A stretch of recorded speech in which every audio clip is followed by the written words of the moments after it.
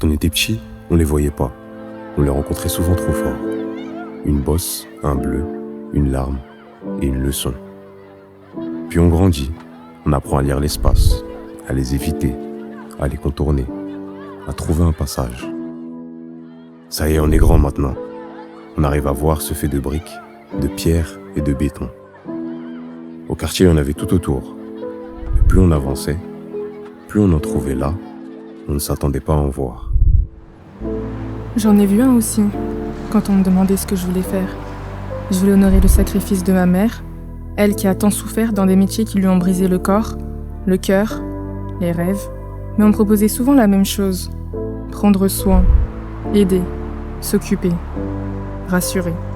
Et puis, lorsque j'ai lu la peine dans les yeux de ma mère, de mes sœurs, dans l'inquiétude constante qu'elles avaient de ne pas me voir rentrer, comme si circuler librement, sans se faire contrôler, ou finir en gérave, c'était pas pour moi et mes gars. Peine perdue, et la colère me trouvait. En fait, comme quand on était petit, on ne voyait pas ce qui nous arrêtait. D'un corps qui se cogne à un esprit qui se heurte. D'une douleur physique brutale à une souffrance mentale diffuse.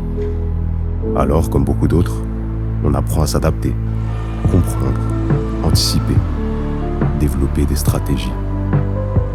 Maintenant, ça y est, là on a grandi, c'est sûr. On arrive à voir même les invisibles, ceux qui sont faits de précarité, de contrôle, d'exclusion et d'inégalité. On a continué notre chemin, et petit à petit, on en a trouvé tout au fond, à l'intérieur. Pas de la ville, pas du quartier, pas même de nos bâtiments, mais à l'intérieur de nous. Sans s'en rendre compte, très tôt, on a construit les nôtres. On a fait fondre nos doutes, on en a fait des briques, liées par la honte, durcies par la peur. Coupable et résigné, on a renoncé à tant de choses pour en faire un grand, bien droit, juste derrière nos pensées. Celui qui nous dit c'est pas pour nous, qui nous dit aussi personne nous attend, personne nous entend.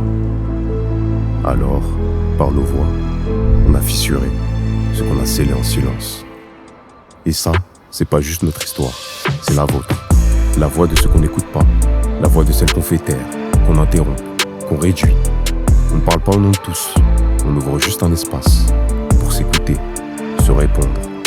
Pour ceux, pour celles, par les nôtres, par les vrais, se comprendre. Et quand une voix sort, une voix s'ouvre. Nos voix, nos murs. La voix des murs.